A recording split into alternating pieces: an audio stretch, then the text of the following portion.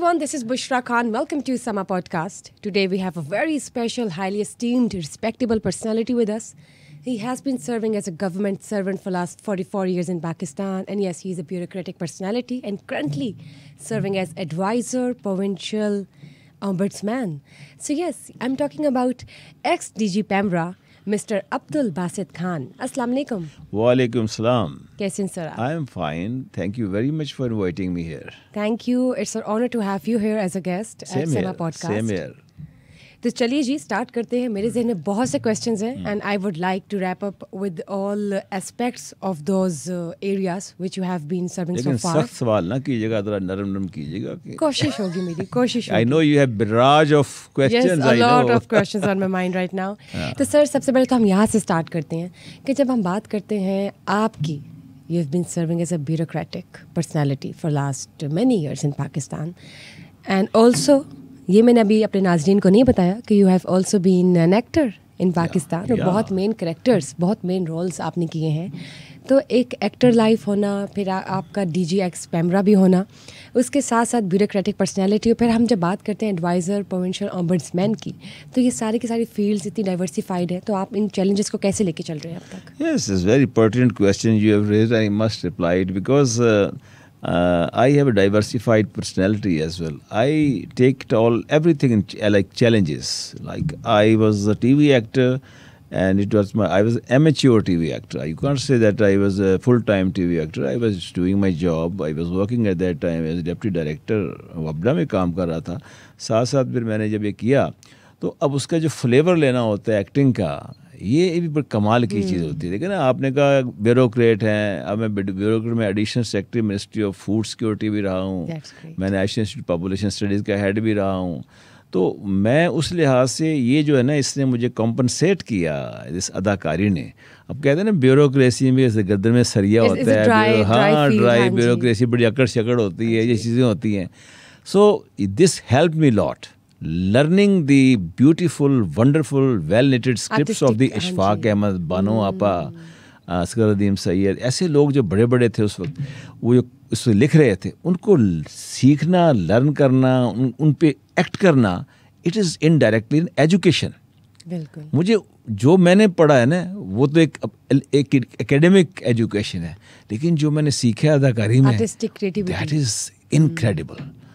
And reading the script of Ishfaq Saab, raising this issue, socio-political issues, ऐसे issues जो पाकिस्तान के आज नहीं डिस्कस किए जाते. आज आप देखें कि टीवी में वो नहीं होते जो उन्होंने किए थे आगे.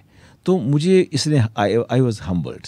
मेरी तबीयत में एक आयसी, एक इनकसारी, एक मोहब्बत, प्यार, हेल्पिंग द अदर्स, वो एक मुझे उसका रिजल्ट मिला है अदाकारी का. Result be still being the bureaucrat, I never hesitate to work anybody who comes to my office. और उन्होंने आपकी पर्सनालिटी के कुछ उन जैसे कहते हैं ना एलिमेंट्स को भी ग्रूम किया. जब मैं फ़ौरन फ़ोन पिक करता हूँ उठा के, जी बताइए क्या मसला आपका, मैं करता हूँ बात.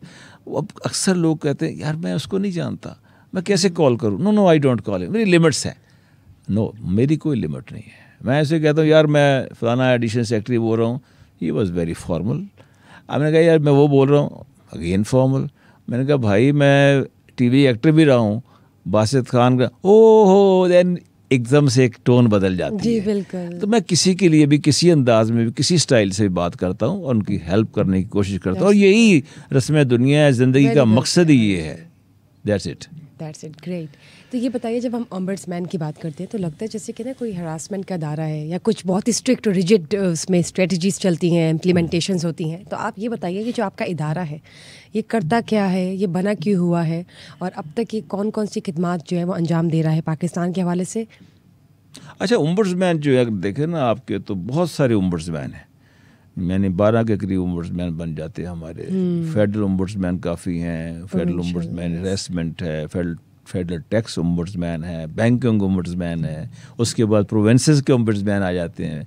And I had worked in federal ombudsman as well. I worked in as a federal ombudsman insurance. Yes, insurance head, right? So I worked there. Now I am at the moment working as advisor media to the provincial ombudsman, जो हमारे पंजाब के हैं, major retired Azam Suleman.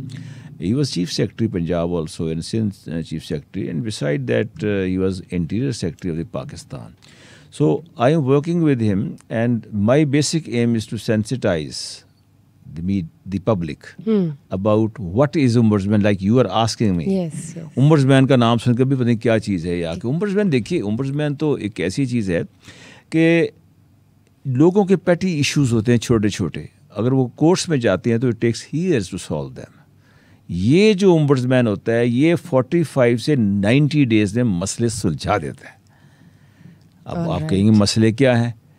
अब मसले जो ये होंगे कि हमारे यहाँ जैसे पुलिस किस किस्म के केसेस आते हैं, मतलब कंप्लेंट्स आती हैं, और किस किस कैटेगरी की सबसे ज़्यादा आप लोग? पहले तो मैं आपको सिंपल बता दूं कि एक तरीकाकार क्या है ऐसी कंप्लेंट्स का, कि आप एक कंप्लेंट कर सकती हैं, 1050 डायल करेंगी आप. ऑलराइट. तो आपको फौरी तौर पर सारा कुछ बताएंगे वो कि हाँ जी ये चीज़ें चाहिए, इस तरह और बैक एंड कॉल पे होते हैं 24/7 सर्विस. और अगर रात के लेट नाइट में होता है तो वो रिकॉर्ड कर लेते हैं आके. अच्छा, इसमें जो इसके अलावा आप अपनी वेबसाइट पे अप्रोच कर सकते हैं. हमारे हेड ऑफिस में आप पर्सनली भी आ सकते हैं. Physically you can lodge a complaint. उसमें कंप्लेंट में आप क्या करते हैं कि आप सादा कागज़ में लिखें जी मुझे ये मसला है, ये प्रॉब्लम है, और आपकी अपनी होनी चाहिए. ये नहीं कि आप मेरी कंप्लेंट कर रही हो, हाँ खुद कर रही हो आके. सादा कागज़ है, शनाख्ती कार्ड है, ना किसी वकील की ज़रूरत है, ना पैसों की ज़रूरत है, और हम फौरी तौर पे आपके इशू को कंसर्न एजेंसी से, मसलन आपकी कोई FIR दर्ज नहीं हो रही या आपकी पुलिस इन्वेस्टिगेशन चल रही, going very slow, you are apprehending यार ये तो कोई गड़बड़ लग रहा है काम, ये पता नहीं कितनी देर तक चलेगी, दूसरे आदमी ने ब्राइब ना कर दिया आके, यू अप्रोच टू अस. एक चीज़ है, अगर कोई मसला सिविल कोर्ट में चल रहा है already, then you can not file a complaint.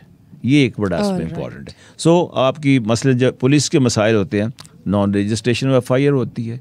फिर एक और मसला होता है हमारा मिस यूज़ ऑफ अथॉरिटी हो जाती है, मिसकंडक्ट विद पब्लिक. आप देख रहे थे कि जो मसले हो रहे हैं, जो मोटरवेज पे ख्वातीन भी लड़ रही हैं, कोई यहाँ लड़ रही हैं, कोई गाड़ी चढ़ा रहे हैं, कोई बंदा किसी को मार रहा है, किसी बच्चे पर तशद्दुद कर रहा है, ठीक है ना, ये इश्यूज़ हो रहे हैं. फिर उसके साथ साथ फॉल्टी इन्वेस्टिगेशन की बात होती है कि इन्वेस्टिगेशन फॉल्टी है, इसमें गड़बड़ है, कुछ है.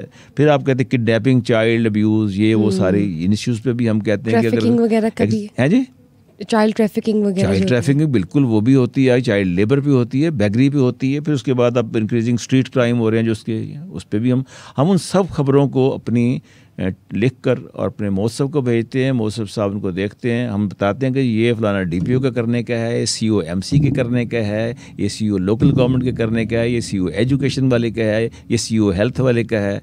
तो वो पिन पॉइंट करते हैं, आप उसको आके इंटीमेट कर देते हैं. वो फिर देख के उसके बाद उनको नोटिस जाता है आके.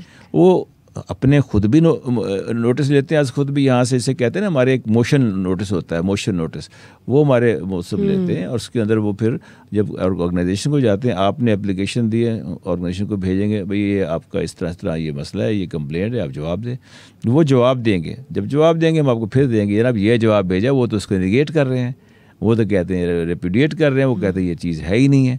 इन दैट इवेंट फिर आप दोबारा एक जवाब लिखेंगे, फिर हम आपको बुला लेते हैं दोनों में. This all happens just in the mandatory period of 90 days. Within 90 days. Within 90 days. But mostly we solve the cases within 40 days. 45 days. 45 days. ये हमारा मैंडेट.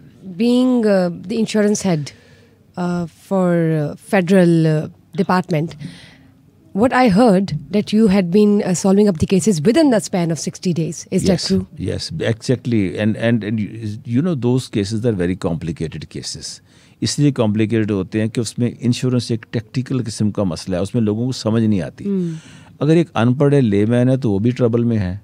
एक गरीब आदमी के बेचारे की ज़मीन बिकी है या उसे इनहेरिटेंस से पैसे मिले हैं, वो बैंक में रखवाता है, तो बैंक वाला कहता है इसको इंश्योरेंस करवा लो अपनी, कोई ना कोई आपको प्रॉफिट मिलेगा, आपके पैसे डबल हो जाएंगे आके. इसी तरह एक टीचर है, वो रिटायरमेंट होती है उसकी, मेल है फीमेल है, उसके पैसे आते हैं, वो बेचारा कहते हैं मैं अपने बैंक के पास जाता है कि वो कहते हैं अच्छा पारू आ गया, काबू कर लो इसको, तो वो कहते हैं आपको डबल पैसे हो जाएंगे, ये हो जाएगा, वो कर लेते हैं. अब उसकी जो कंडीशंस होती हैं उससे आगाह नहीं करते, सिर्फ ये कहते हैं. क्या चक्कर है जब आप कोई एक आम आदमी जाता है इंश्योरेंस कंपनी में और अपने कोई पैसे इन्वेस्ट करना चाहता है, या ठीक है हर कोई अपने फ़ायदे के लिए सोचते हैं, हर कोई अपने फ़ायदे की सोचते हैं, तो ऐसी कौन सी चीज़ें जो छुपाई जाती हैं कंपनी की तरफ से आम आदमी को? देखिए, सबसे बड़ी बात तो ये है कि उसके अंदर जो फैक्ट्स होते हैं, आप फ़र्ज़ करें बीमार हैं, जो पॉलिसी होल्डर है वो बीमार है, उसको कोई खुदा ना खास्ता कोई हार्ट का इशू है या उसको कोई किडनी का इशू है, ठीक है, तो लीवर सिरोसिस है, अगर ऐसे मसाइल हैं तो वो कहते हैं नहीं आप ठीक है, ओके ओके करते हैं कि मेरे कोई बीमारी नहीं है, क्योंकि जाहिर है अगर वो आप वो लिखेंगे तो आपकी टर्म्स कंडीशन बदल जाती हैं, तो उसमें आपकी अमाउंट कम हो जाती है। तो अब जब वो बंदा मर जाता है 2 साल बाद और उसके घर वाले क्लेम के लिए जाते हैं कि जनाब हमें पैसे दें, हमारा बंदा मर गया, तो वो कहते हैं अच्छा हमें आप ज़रा दें तो सही ना, कोई कागज़ शागज़ दें, आपके कहाँ इलाज कराते रहे। वो बेचारे इनोसेंटली वो पकड़ा देते हैं, कहते हैं आपने तो 2020 में इंश्योरेंस कराई है, आप तो 2018 से बीमार थे। तो उसने कहा जी कि मैं बीमार था, लेकिन उन्होंने कहा आपने तो जगह कोई बीमारी नहीं लिखा हुआ। कहने किसके पे करते हैं, जो बैंक वाला है या इंश्योरेंस कंपनी वाला है, वो नो कर देता है हर जगह। तो कहते हैं आपने हम छुपाया हमारे से, तो वो एक उल्टा एक बन जाता है। हाँ, आपको क्लेम नहीं देंगे, आपको डेथ क्लेम नहीं देंगे आपको। तो यहाँ पे प्रॉब्लम्स आती है। This is the problem. तो कहना ये चाहिए कि हर आदमी को चाहिए कोई चीज़ छुपाए मत। और अगर फ़र्ज़ करें एक और उसमें बड़ा कैच ही होता है कि अगर आपने फ़र्ज़ करें एक करने जा रहे हैं इंश्योरेंस, तो आप अगर 10 साल तक देनी पड़ते हैं पैसे आपको, अगर आप 2 साल बाद देते हैं तो कहते हैं यार 2 साल के बाद कितने पैसे मेरे हो गए, 1 लाख दिए, तो कहते हैं आपके पैसे हैं जी 1,40,000। एकदम पैनिक ही हो जाएगा, है मैंने तो 2 लाख दिए, कम हो गए। उसमें कमीशन ले जाता है बैंक वाला, ठीक है, बैंक को कमीशन चले जाता है आके। अब ये बात उसको नहीं बताई जाती। अब जब वो तीसरा पे देगी क्लेम, चौथा देंगे प्रीमियम, 5वां 6वां, फिर वो पार इवन पे आ जाता है, फिर आगे से उसको थोड़ा बहुत प्रॉफिट हो जाता है। Basically insurance is not a profit making strategy, right? It is sort of in case of your death, आपके बच्चों के लिए, आप एजुकेशन के लिए, आप एजुकेशन की भी कराते हैं कि जी मेरे बच्चे की एजुकेशन जाती रहे, चलती रहे, पैसों में मैं देता रहूँगा, आके मर जाता है तो फिर वो इंस्टीट्यूशन खुद देता है। तो ये बताइए, जो इसको हम सिंपली ये भी कह सकते हैं ना कि हम जितने पैसे इन्वेस्ट करते हैं उसी की मल्टीप्लाई करके डबल अमाउंट कुछ ना कुछ बनती है। डबल तो बनती नहीं, डबल नहीं बनती। नो, मैंने 4 साल काम किया, मैं 4 years। मतलब for example if we have 50,000 invested, तो उसके अगर आपने 50,000 इन्वेस्ट किए 10 सालों में, कितने हो गए? 5 लाख। ऑलराइट, 5 लाख हो गए ना। तो वो जब 10 साल हो जाएंगे, उसमें एक और कैच आ जाता है। अगर आप 60 साल के करीब हैं, 59 है, वो 5 लाख के बजाय आपको कहें जी आपकी अमाउंट बनी है, आज लेने चाहते हैं आप 4,30,000। वो कहते हैं मैंने तो भाई 10 साल दिए, मुझे तो प्रॉफिट होना चाहिए। तो कहते हैं आपकी एज बड़ी था, रिस्क फैक्टर ज़्यादा था आपके ऊपर। तो यंग लड़का करेगा तो उसके 5,90,000 या 6,10,000 बन जाएंगे, क्योंकि लाइफ रिस्क उस पर कम है, ठीक है, उस पर लाइफ रिस्क कम है। तो ये ऐसे चीज़ें हैं जो आम आदमी, क्या पढ़े लिखों को नहीं पता लगता। मैंने देखा कि 21 ग्रेड के ऑफिसर्स थे, CSS पास कुछ ख़वातीन थी जिनके मैंने केसेस किए, और उनको 10 लाख उन्होंने दिए, तो उन्होंने कहा जी हम 7 लाख देंगे आपको। तो मैंने कहा जी आप पूछ रहे हैं कैंडिडेट से, जो भी आपका क्लाइंट है, तो कहीं 7 लाख ही दे दे हमें। सर ये बताइए, जब हम इंश्योरेंस कंपनीज में इन्वेस्ट करते हैं या जो पैसे हमें मल्टीप्लाई होते हैं, तो वो सूद में आता है या नहीं? जी बिल्कुल, ऑटोमेटिकली आप कोई चीज़ भी उसके ऊपर इंटरेस्ट लेंगे तो सूद ही बन जाएगा ना वो तो आगे। तो अगर ये तो एक है वो जो कि नॉर्मल तरीके से चल रहे हैं, लेकिन इसके साथ साथ कई एक ऐसे हैं, वो तकाफल, इस्लामिक तकाफल है, उसमें भी आप करते हैं कि वहाँ आप सूद नहीं लेते आप आके, यानी आप ऊपर से ये है कि जो आपका वो ठीक बैंकिंग सिस्टम है, इस्लामिक बैंकिंग वो है, उसमें कोई ऐसा इशू नहीं है। तो वो एक प्रोविजन है कि आप तकाफल के जरिए ना वो कर सकते हैं, और लोग कर रहे हैं इसके जरिए आके। बस ठीक हो गया। सर मुझे ये बताइए, जब हम बात करते हैं पॉपुलेशन की, फिर मोर्टेलिटी रेट की, तो सबसे ज़्यादा कौन से केसेस आपके पास आते हैं, किस कैटेगरी के? देखिए, मोर्टेलिटी रेट पाकिस्तान का, हम नौज़ायदा बच्चे के मरने की शरह, Pakistan is the worst country Pakistan. आज से नहीं है, आपने MDGs का नाम सुना होगा। MDGs थे हमारे जो कि ख़त्म हो गए थे, उसके ऊपर SDGs पे चले गए, सस्टेनेबल डेवलपमेंट, जो SDGs में हमारे क्लाइमेट चेंज आ गया, क्लीन ड्रिंकिंग वाटर आ गया, और बहुत सी चीज़ें आ गई, ये जेंडर इक्वालिटी आ गई, हंगर जो अब ये जो आई ना, ये 2015 में मैं न्यूयॉर्क गया था, उस वक्त ICPD हुई थी, international conference on population development. तो वहाँ से हम SDGs पे चले गए। अब हमने तो जो दूसरे कंट्रीज़ हैं like Bangladesh, Nepal, Bhutan, Maldives, Sri Lanka, India, they have done well in the MDGs, we haven't. तो हमारे मसाइल मुल्क के ऐसे रहे हैं हमेशा से आके, हमारे पास फाइनेंशियल कंस्ट्रेंट रहा है, जब तक पैसे नहीं होंगे। अब हेल्थ को पैसे नहीं कंट्रीब्यूट करेंगे 4% ऑफ द GDP, तो आपका तो 1% से भी कम था GDP का हेल्थ के लिए, आपका 1% से भी कम है एजुकेशन के लिए। How can you do that? कैसे आप बेहतर कर सकते हैं एजुकेशन को, हेल्थ को? लिहाजा जो बच्चों के मरने की शरह सबसे ज़्यादा, हमारी औरतों के ज़िंदगी के दौरान मरने की शरह सबसे ज़्यादा, उस वक्त जब मैंने एक Pakistan demographic health survey launch किया था, बड़ी बुक होती है आगे, हमने सेंसिटाइज किया सारे सूबों के अंदर बड़े लोगों सबकी गवर्नमेंट्स के साथ हमने शेयर किया। तो यूएनएफपी की कंट्री हेड मिस्टर राबी थे श्रीलंकन के कि mister Khan what we can do for you. I said I want to hold an international conference on MDGs 4, 5, 6। ये यही थे तीन, HIV एड्स, चाइल्ड मोर्टेलिटी और मैटरनल मोर्टेलिटी। अब आप देखिए कि पहली कॉन्फ्रेंस पाकिस्तान की किसने की, उसने कहा go ahead Mister Khan we will finance. Government of Pakistan का खर्चा कोई नहीं किया उन्होंने, जितने डेलीगेट्स बाहर से मंगवाए थे सारे की पेमेंट UNFPA ने की। और हमने नस्ट में जो डॉक्टर शफाक साहब होते हैं वहाँ, उनसे मेरे फाइनेंस सेक्रेटरी भी रहे हैं स्पेशल, मैं जॉइंट सेक्रेटरी फाइनेंस था उन दोनों में। तो उन्होंने मैंने कहा जी मुझे अपना दे दें जो आपका ऑडिटोरियम है, तो उन्होंने ऑडिटोरियम दिया था। हमारे उस वक्त थे एहसन इकबाल साहब, सारा तारड़ साहब, ये हेल्थ की मिनिस्टर थी। तो बहुत अच्छी वो कॉन्फ्रेंस हुई। तो ये पहली वाहिद कॉन्फ्रेंस है जो कि गवर्नमेंट के लेवल पे आज तक हुई है।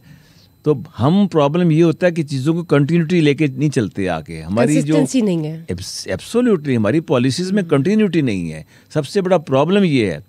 पब्लिक प्राइवेट पार्टनरशिप में मैंने किया काम जो कि बांग्लादेश हमारे से बहुत आगे, इंडिया हमारे से आगे है, कोरिया हमारे से आगे है, वियतनाम हमारे से आगे है। पब्लिक प्राइवेट पार्टनरशिप, हमारे यहाँ पैसे नहीं है ना, पैसों की कमी है ना, टैक्स इकट्ठा नहीं होता, रेवेन्यू होता, उस जगह पे फिर वहाँ पर public private partnership is the best answer. जो आज बिलावल साहब भी कल कह रहे थे कि ये वो ना प्राइवेटाइज ना करें, पब्लिक प्राइवेट पार्टनरशिप में करें, जैसे सड़कें बनती हैं। तो ये बताइए कि इसको कॉप करने के लिए, इन चीज़ों को जैसे कहते हैं ना कॉम्बैट, या इनको कॉप अप करने के लिए क्या स्ट्रेटजीज होनी चाहिए जो कंसिस्टेंसी से चलती जाए? देखिए बात ये है political stability, that is the answer. जब तक हमारे मुल्क में पॉलिटिकल, यानी आप देखें गवर्नमेंट्स कम एंड गो, ठीक है, आज की अपोजिशन है कल रूलर है, कल की रूलर है आज अपोजिशन है, ठीक है, लेकिन एक मुआहदा होना चाहिए आपस में तमाम पॉलिटिकल पार्टीज का। ये इशूज़ हैं क्या, ओवर पॉपुलेशन को एड्रेस करना है, हमने औरतों की एम्पावरमेंट करनी है, हमने चाइल्ड अब्यूज़ ख़त्म करनी है, हमने ये जो ऑनर किलिंग ख़त्म करनी है, हमने जनाब ये देखे ना हर दूसरे दिन अवेयरनेस होनी बहुत, हमने ये क्लाइमेट चेंज पे कोई कंप्रोमाइज़ नहीं करना, ये भट्टे शटे बंद करेंगे और ये फसलों में बाकियात जलाने वाली बातें हैं, जो फसल की बाकियात को जलाते हैं, ये हर कीमत भी होगी, कंप्रोमाइज़ नहीं होगा। लेकिन कंप्रोमाइज़ हो जाता है। ये लोग बड़े बड़े लोग हैं, जिम्मेदार हैं, यही असम्बलियों में बैठे हुए हैं, आप देखते नहीं कितने। What would you appeal to the current government in this regard? I would कि इसमें रूल ऑफ लॉ, किसी को ना छोड़े, आप किसी को ना छोड़े। मुझे बात बड़ी अच्छी लगी है कि मुफ्ती इस्माइल साहब ने भी कहा ना कि जो टैक्स नहीं देते लोग, ताजिर टैक्स नहीं देते या बड़े लोग टैक्स नहीं देते, बड़ी बड़ी गाड़ियाँ हैं, बड़े बड़े घर हैं, फार्म हाउसेज हैं, आप उनके तरफ टैक्स तो देखें। आप हमारे बड़े बड़े पॉलिटिशियंस को देखें, उनके देखें क्या उनकी किस तरह टैक्स आ रही हैं, जो टैक्स दे रहे हैं वो उनकी देखें रसीट क्या है, आप हैरान रह जाएंगे। कई लोगों के कहते हैं कि हम बड़े बड़े लोग हैं, कहते हैं मेरा गाड़ी कोई नहीं है। अब ये जो मुल्क, ये जो हमारे बड़े बड़े कमर्शियल प्लाजाज हैं, जो हमारे हाउसिंग सोसाइटीज़ हैं, टैक्स नहीं देते। आई रिमेंबर एक जगह एक खातून अफसर थी इनकम टैक्स की, उसने पकड़ा कि जी जनाब ये जो है ना हाउसिंग स्कीमें बनी हैं, ये हमें टैक्स देती हैं 2-3 अरब और इनसे तो मैंने 11 अरब लेने हैं। जब सारे कागजात उठा के ले गए, ऊपर से फ़ोन आ गया, ओ खुदा के वास्ते हमारी नौकरी। ये है इस मुल्क का डायलेमा। लेकिन ये बताएं, टैक्स तो चले, आपने बिल्कुल ठीक बात की कि बहुत सी एक सर्टेन परसेंटेज है टैक्स नहीं देती, लेकिन जब टैक्स इवेंचुअली गवर्नमेंट को मिल जाता है तो वो उस टैक्स का करती क्या है? उस टैक्स से डेवलपमेंट करती है, उसी से डेवलपमेंट होगी ना सारी, पे वो पैसा लगता है, वही तो लगेगा ना। यही तो प्रॉब्लम है। यही प्रॉब्लम है कि हमें IMF कहता है जी कि आप टैक्स जो है वो लगाएं। अब टैक्स भी बड़ी सिंपल सी बात है कि टैक्स ज़्यादा मत लगाओ, टैक्स को ब्रॉडन करो। यानी अगर मैं कहूँ जी आपसे मैंने 5,000 रुपये मिसाल देता हूँ लेना है साल का, तो आप कहें नहीं जी 5,000 नहीं, हमसे 2,500 ले लेंगे, लेकिन ज़्यादा लोग उस मिनट में आ जाएंगे। समझिए बात आप आके, तो ज़्यादा टैक्स लगाएंगे चंद लोगों में कोई फ़ायदा नहीं होगा। अब जैसे अभी उन्होंने कहा जो आम लोग हैं, दुकानदार हैं, उनसे भी टैक्स लिया जाए, सबसे लिया जाए। तो हालात इस तरह हैं कि हमने बड़ी मौजें उड़ाई हैं, ठीक ठाक हमारे लोगों ने, जो हमारे मुल्क में रूलर्स रहे हैं, ब्यूरोक्रेट्स भी रहे हैं। ब्यूरोक्रेट्स का तो मैं I don't advocate them, because मुझे मालूम है कि ब्यूरोक्रेसी भी a part and parcel of this whole scenario में जो फियास्को हमारे से चल रहा है, उसमें वो भी शामिल रहे हैं आके, ये सब इसमें शामिल थे। हमारे यहाँ लोगों में ये ख्याल नहीं आता कि अगर किसी को गलत काम के लिए ब्यूरोक्रेट को कहा जा रहा है तो उसमें इतना मॉरल करेज हो, सर मैं नहीं कर सकता। वो कहते अच्छा एनु सिटो बार के गिलगत भेज दे उन्होंने आके, अच्छा जी इसको जनाब सस्पेंड करवा देंगे आके, इसको कोई बहाना लगा देंगे आके। अंग्रेज़ जो था ना उसे रूल किया इस मुल्क में, अगर वो कहता do this job, no sir, oh well done, वो अप्रिशिएट करता था। हमारे यहाँ लोगों के अंदर साइकी ये है कि यार इसको जुर्रत कैसे हुई मेरे ना करने की, हाउ डेयर। तो ये है हमारा मुआशरा, हमारे यहाँ रूल ऑफ लॉ बहुत इंपॉर्टेंट है। हम इक्वलिटी बिफोर लॉ, कॉन्स्टिट्यूशन हमारा ये कहता है कि हम सब बराबर हों। अब एक जुर्म किया एक आदमी ने, बड़े आदमी ने, और एक गरीब आदमी ने। बड़ा आदमी तो जनाब वो सबसे पहले तो वो खुद बुलाता है कि मेरे को आओ, तुसी किन्ने मेरी तफ्तीश करनी है कि मैं तो को नहीं आना। This is the problem. तो लिहाजा ये प्रॉब्लम हम खुद से इक्वल नहीं देखते सबको। Exactly, which has to be somehow revised and rule of law होना चाहिए। यही इशू है हमारे मुल्क के साथ, यही इशू है हमारे यहाँ। डोर पे नहीं काबू पाया जाए, पतंगबाजी भी नहीं का यार, पतंगबाजी दुनिया जहान में इससे भी ड्रेडफुल किस्म के फेस्टिवल होते हैं। तो इसका मतलब ये तो नहीं आप पतंगबाजों को पकड़ें, डोर वालों को पकड़ें।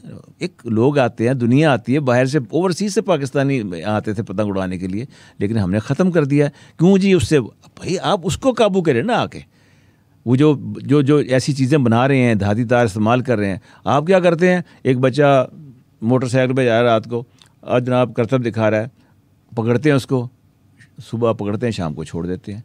जरा देना 3 महीने कैद करें, चक्की चलवाएं, उसकी पता लगे उसे आके। तो सर ये बताइए, अभी आपने बात की कि ब्यूरोक्रेट्स अगर इनकार करते हैं तो उन्हें सस्पेंड कर दिया जाता है, या इवन के टर्मिनेशन की तरफ भी काफ़ी देखे गए हैं। तो आपने अपने इस ब्यूरोक्रेटिक लाइफ में इन चैलेंजेस को क्या फेस किया? देखिए, चैलेंजेस जो होते हैं मेरे पास भी बहुत थे, ऐसे आए जहाँ मैंने फ़ेस किया आके। मसलन एक जगह ऐसी जगह थी कि जहाँ पर कोई 2 अरब रुपए मेरे पास पड़े हुए थे इन्वेस्टमेंट करने के लिए, और वो एक कम कीमत पर पंजाब गवर्नमेंट उसका दे रही थी, इंटरेस्ट हमें से 9.5% दे रहे थे।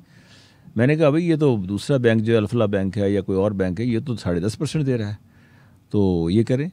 अब प्रेशर तो था उधर से, क्योंकि पंजाब गवर्नमेंट का जो बोर्ड ऑफ डायरेक्टर का चेयरमैन वो चीफ सेक्रेटरी पंजाब खुद होता है आगे, और मैं उस पंजाब गवर्नमेंट को ही सर्व कर रहा था। तो मैंने कहा नहीं, आप इसको 10.5% करें, मैच करें, अदरवाइज़ मैं दूसरे बंदे को दे दूँगा। अब वो जब हुआ तो वो यहाँ एक थे, उनका नाम ही मैं लेना चाहता, उन्होंने वो कर दिया 10.5। अब 2 अरब पे जब 10.5% हुआ तो 2 करोड़ का फ़ायदा पहुँच गया ना महकमे को। तो मुझे बड़ी खुशी आज तक इस बात की है कि मैंने 2 करोड़ का फ़ायदा किया। फिर इस तरह एक जगह बिल्डिंग बन रही थी, सब चीज़ें होती हैं। कई जगह ऐसी होते लगता है कि आप डेडलाइन है, आप ठेकेदार हैं, आप कंसल्टेंट हैं, आपने कहा जी ये तारीख इस तारीख तक कंप्लीट होनी चाहिए, तो मैंने कहा भी ये कंप्लीट नहीं हुई तो आप फिर फ़ाइन होना चाहिए। फ़ाइन लिखा होता है इसके अंदर, कॉन्ट्रैक्ट के अंदर लिखा होता है, तो उसको हम 4 को करते हैं। मैंने कहा ठीक है, तो आप 4 को कोई भी करना चाह रहा है, मैंने अपना लिख दिया उसके ऊपर कि ये इसके अंदर चीज़ें हैं, आप लिख दें। आगे अगर उसका बॉस अगर करना चाहता है ऊपर वाला, तो उसको ओवर रूल करना चाहता है तो कर ले, ठीक है कर ले, आपने you have done your job. मैंने कई लोगों को देखा है, कई लोगों के साथ हुआ इस तरह, जहाँ उनको कहा गया कि आप गलत काम करें, ये करें या ऐसा बैक डेट में करें, उल्टा करें, तो उनको फिर उन्होंने सजा दी बाकायदा, किसी ना किसी चक्कर में घेर लिया, और नतीजा ये हुआ कि फिर वो दूसरे मसलों में फंस गया आके। तो ये चीज़ें हमारे यहाँ चलती हैं। हमारे यहाँ कहते हैं अच्छा देख लांगा तेनू, फिर मैं ये है ना तू मैनू जानदा नहीं है, ये लफ्ज़ सुने होगे ना आपने। बिल्कुल सही बात। ये है कल्चर, ये प्रॉब्लम है। सर मूविंग ऑन, जब हम बात करते हैं ओम्बड्समैन की, तो आप ये बताएं कि इसमें हैरासमेंट के कितने केसेस आपने डील किए और फेस करते हैं? देखिए, ओम्बड्समैन का जो हैरासमेंट है ना वो अलहदा है। जैसे मैंने आपको कहा था ना कि एक फेडरल ओम्बड्समैन हमारी कशमाला तारिक हुआ करती थी ज़माने में, तो उसके बाद फिर आजकल फौजिया वकार कर रही हैं, वो है फेडरल लेवल के ऊपर। यानी अगर आप किसी फेडरल महकमे में काम कर रहे हैं वर्क प्लेस पे, और वहाँ किसी ने आपको तंग किया है या आपको हरेस किया है फिजिकली या किसी और तरीके से, तो you can lodge a complaint straight like the way जो मैंने आपको तरीका अपना बताया था, उसी तरह वहाँ हो सकती है। तो ये बताइए हरासमेंट की क्या सर्टेन कंडीशंस है, किस किस्म के केसेस आते हैं, किस किस्म के हरासमेंट लेवल्स होते हैं? देखिए, हरासमेंट में ये होता है कि किसी तरह, अभी मैं देख रहा था कि इंडिया का कोई बंदा था जो बड़ा वजीर था, कौन सा था, या MNA था, उसने वो किसी गरीब लड़की को बार बार अपने पास बुलाता था, जहाँ काम कर रही होती है फैक्ट्री में, अपने पास स्टोर पे बुलाता था उसके साथ। इंडिया में तो ये बातें खुल के की जाती है ना, हमारे तो टेलीविज़न पे बात भी नहीं करते। तो उसने कहा मुझे इस तरह पकड़ता था, सीड्यूस करता था, ये करता था, सारी टीवी में मैंने देखी आगे। अगर कोई आदमी किसी को, लड़की को बुलाता है और उससे बदतमीज़ी करता है, या वो लड़की के साथ ज़्यादती इस लिहाज से करता है कि उसको उसकी शी इज़ हर्ट, ये भी एक हरेसमेंट होती है, ठीक है ना। दूसरा ये होता है कि आप किसी को बुला के और उसको out of the way favour देना चाह रहे हैं, जो फेवर कबूल करती है तो उसके बाद आप उसको बुलाते हैं, टच करते हैं, ये हरेसमेंट है। yes. ये उस पर बाकायदा, और फिर अगर फ़र्ज़ करें आप कोई ऐसी गुफ्तगू कर रहे हैं उसके साथ, वो रिकॉर्ड हो जाती है। तो जब आप जाएंगे मुल्ज़मैन के पास, आपके पास प्रूफ क्या है? आप ये कहेंगे जी ये तो मुझे छेड़ता था, तंग करता था, कि भाई where is the proof? Proof तो देना पड़ेगा ना आपको। ये तो इस तरह तो ये भी हो सकता है कि वो औरत मर्द को हरास कर रही हो। तो फिर वो कहते हैं कि जनाब कैमरा भी लगा होता है, उस कैमरे में देखते हैं कि ये देखो ये जा रही थी, मेरे पीछे पीछे ऐसे देख रहा था मुझे। वो चीज़ें जब देखेंगे आके, या उसके जो जुमले होंगे, या उसके अंदर टेलीफोन के अंदर जो उसके मैसेजेस होंगे, गज़लें होंगी, कोई उसके I love you like this, ये वो दीज आर द एविडेंसेस। उसके ऊपर फिर वो बंदा टंग जाता है। हमारे कई एक लोग मैंने देखे हैं, एक बाकायदा इवन पैमरा में भी एक के बारे में एक वाक़या हुआ था। तो लड़की ने कंप्लेंट की and that gentleman was removed from the service. उसने एक अपील की प्रेसिडेंट को, प्रेसिडेंट ने भी उसको अपील को रिजेक्ट कर दिया। यानी जो अपीलें होती है ना इसके खिलाफ। और किस किस्म की हरासमेंट हो सकती है? मतलब हरासमेंट जैसे मैंने आपको बताया कि किसी को आप कहते हैं कि मुझसे मिलने आओ बाहर, ठीक है, मेरे से मुलाकात करो, कर रहा हो आपको, या हर किस्म हाँ कोई हक कर रहा हो आपको, कैटेगरी में फॉल करती है। यस, टचिंग योर बॉडी, या आपको अगेंस्ट योर विल, या अगर आपको कहता है जी मुझसे अलहदगी में मिलो या वहाँ जाओ, या आपको कहते हैं ऐसे जुमले कहता है जो कि रिकॉर्डेड हैं, जो कि आपके फ़ोन में पड़े हुए हैं, जो आपको अनरीजनेबल लगते हैं। Absolutely, that also becomes part of harassment. इसको वो जिनसी हरासगी कहते हैं ना, तो ये उसमें शामिल हो जाते हैं। और मेंटल हरासमेंट भी आ जाती है। मेंटल तो फिर वो तो मेंटल तो हरासमेंट जो होती है वो तो घर में भी होती है ना वैसे। बेगमात करती है जब मर्दों की खबर, और वो हम कंप्लेन नहीं कर सकते। वो कंप्लेन, ये वो एक जैसे कहते हैं ना, इस पे छूट है। I love to have that. वो तो अच्छा है ना जी, बेटर हाफ है आपकी। जी जी बिल्कुल। विजय के बताएं, जब हम बात करते हैं इंडिया की, तो इंडिया के केसेस तो वो खुल के बात करते हैं और खुल के वो जो है ना सामने टेबल पे रखते हैं। जब पाकिस्तान की बात की जाती है, पाकिस्तान के हरासमेंट केसेस को देखा जाए, तो आपके पास वर्किंग प्लेसेस से रेलिवेंट और उससे एसोसिएटेड कौन कौन से केसेस आते हैं कि लड़की ने लड़के पर हरासमेंट की और लड़कों ने भी लड़की पर हरासमेंट की? देखिए बात ये है कि मैं इत्तेफाक से जो पंजाब की जो हरासमेंट की थी, वो उसमें पॉलिसी मैंने उसमें देखा, एक बाकायदा केस ऐसा देखा जहाँ के खातून ने एक मर्द के पीछे लग गई आके, उसको बार बार हरास कर रही थी कि मुझसे शादी करो, लव यू, ये वो सब चीज़ें कहीं आके। और उसके बाद वो उसके ख़िलाफ़ एक्शन भी हुआ, फिर उसने अपील भी की, वो प्रेसिडेंट के पास जाती है अपील, या अगर पंजाब की है तो गवर्नर के पास जाती है, अगर फेडरल गवर्नमेंट की है तो सदर के पास जाती है, तो वो रिजेक्ट हुई। तो ये हमारे यहाँ ये दोनों तरह से होता है कि अगर फ़र्ज़ करें मर्द को कोई लड़की पसंद आ जाती है तो कहता है ये मेरी जागीर है, मेरी प्रॉपर्टी है, वो ये नहीं देखता क्योंकि I am rich man, I feel rich man, I am influential man, I have right. आपने देखते हैं केसेस कैसे होते हैं आजकल, जो नौकरियों में लड़कियों को रखते हैं, दफ्तर में बुला के रखते हैं, वर्गला कर ले जाते हैं, जिनसी हरासगी का शिकार करते हैं उनको आके, और वो फिर आपने देखे कि उसमें ओवरऑल जैसे होते हैं, इवन लड़की मर भी जाती है बेचारी। 14-14 साल की लड़कियां काम कर रही होती हैं घरों के अंदर आके, गरीब होती हैं। और ये भी एक मसला है, फैमिली प्लानिंग पे आ जाते हैं जहाँ आके, जहाँ एक बाप है जिसकी 10 बच्चे हैं, 8 बेटियाँ हैं, 2 बेटे हैं। मैं एक दफ्तर में काम कर रहा था, मौलवी साहब एक आए, मौलाना साहब आए, मैंने कहा मौलवी साहब कितने बच्चे हैं? ये 10 बच्चे हैं, 8 बेटियाँ, 2 बेटे हैं। मौलवी साहब की तनख्वाह कितनी है, क्या करते हैं आप? जी दिहाड़ी करता हूँ जी, महीने में 20-25 हज़ार बन जाते हैं। मैंने कहा 20-25 हज़ार आप किस तरह कर लेते हैं गुजारा? उंगली खड़ी की अल्लाह की तरफ। भाई अल्लाह ने ये तो नहीं कहा ना कि आप cut your coat according to cloth, आप अपने वसाइल के मुताबिक चले ना। अमीर लोग जिनके पास बहुत पैसा है यार, उनके बच्चे 2-3 होते हैं सिर्फ, और जो गरीब जिसके पास पैसा नहीं होता उसके, इसलिए कि अनमेट नीड्स है, उनको चीज़ें नहीं दी जाती हमारे महकमे में। जो मैंने कहा ना आपको पहले कि क्या है जीडीपी का कितना % हमारा हेल्थ पे खर्च हो रहा है, ये एजुकेशन, हार्डली 0.9, 0.1, फिर 1% हुआ, अब थोड़ा सा बढ़ाया 2%, ये 4% होगा। यानी कि जो चीज़ें एक रिक्वायर्ड हैं फॉर कंट्रासेप्शन, कंट्रासेप्टिव जो हैं वो उन औरतों को दो। बांग्लादेश हमारे वतन से निकला, वो हमारे से आगे हो गया इसमें, उसने कंट्रोल कर लिया इसके ऊपर आके। तो आप उनको दें चीज़ें ताकि वो फ्री दें, तो वो उनको बहुत तरीके ना, कॉन्ट्रासेप्टिव पिल्स भी हैं और दूसरे तरीके से करते हैं चीज़ें। तो इससे आबादी को कंट्रोल किया जाए ताकि ये एक सोशल इशू बन जाता है। मेरे ख्याल से फ्री होनी चाहिए। मैंने कहा आपकी बेगम जी वो बीमार रहती है, जाहिर 10 बच्चे बीमारी रहेगी बेचारी। उसको खाने को गरीब के पास क्या फ्रूट्स होते हैं, क्या सेब होते हैं, क्या विटामिन्स कहाँ होते हैं? उनको पता जब प्रेगनेंसी होती है तो उनको कोई ले जाने वाला वहाँ नहीं होता हॉस्पिटल में कि इसकी अल्ट्रासाउंड कराएं। और जबकि अमीर का जब होता है तो वहाँ शादियाने बजते हैं, लड्डू मिठाइयाँ होती हैं, पीछे तस्वीरें लग जाती हैं अच्छे अच्छे बच्चों की खूबसूरत, और फिर वो उनका हर महीने अल्ट्रासाउंड हो रहा होता है। तो इस तरह ज़िंदगी में मरने की शरह इसीलिए हमारे यहाँ गरीब लोगों के है ना कि बेचारे मर जाते हैं आके। तो ये चीज़ें हमारे यहाँ ये एक बड़ा एक इशू है। आप देखें इसको, ये ना समझें कि ये एक ओवर पॉपुलेशन है। जब 10 बच्चों में से वो बाप मर जाता है क्योंकि वो बीमार है, माँ अनपढ़ है, एकदम से ऐसे आसमान फट गया, बेसहारा होगी, क्या करें भैया अब? तो उन्हें कहते जी ये बच्ची को वहाँ सराने जिम्मेदारी घर भेज दो, बर्तन मांज दिया करेगी, ये वहाँ भेज दो। अब वो बच्चियाँ छोटी छोटी उम्र की हैं। This is the problem.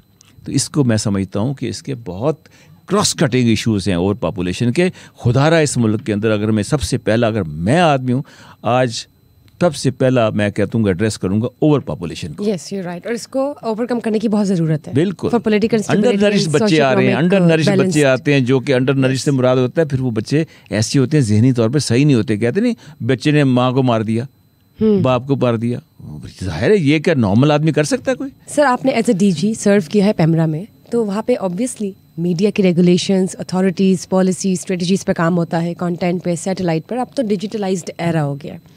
तो जब सोशल मीडिया की बात करते हैं तो सोशल मीडिया इटसेल्फ एक प्रॉपर मीडिया बन गया, एक प्रॉपर मीडियम बन गया है। तो क्या उसके लिए भी कोई पॉलिसीज़, कुछ रेगुलेशंस इस तरह से आ रही हैं सामने? देखिए बात ये है कि when I was DG administration and finance, but I had a chance and opportunity all the time to attend the meetings where all the DG operations काम कर रहे होते हैं, सब लोग काम कर रहे होते हैं। I was part of that. Even जो हमारी ये लाइसेंसिंग होती है, हम ये FM रेडियो के लाइसेंस देते हैं या TV के लाइसेंस देते हैं, तो उसकी बाकायदा वो हम करते हैं बैलेटिंग। वो तो क्या होती है जो जब हम वो खोलते हैं उनकी सारी टेंडर्स जो उनके खुलते हैं, जो देते हैं, ऑफर देते हैं आके। तो मैं मौजूद उसमें एज ए डीजी एडमिन हुआ करता था आके, जब कोटेशंस खुलती हैं। जी हाँ। बात ये है कि जब ये पेमरा बना ना, तो उस वक्त एकदम से जैसे कहते हैं ना कि आपने ये चीज़ों को टर्म्स एंड कंडीशन नहीं तय की किस तरीके से इसको किया जाए जी।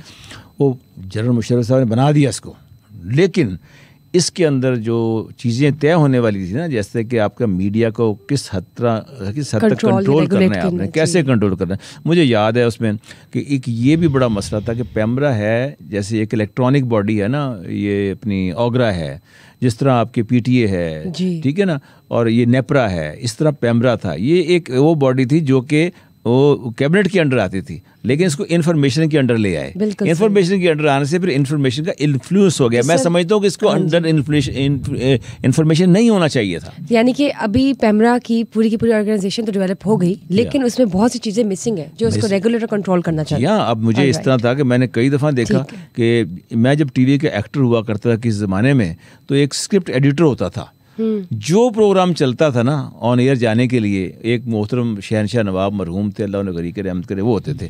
मैं उनको बैठा होता था, क्योंकि मैं एक्टिंग करता था, मैं उनके बस चाय पीता था बैठ के।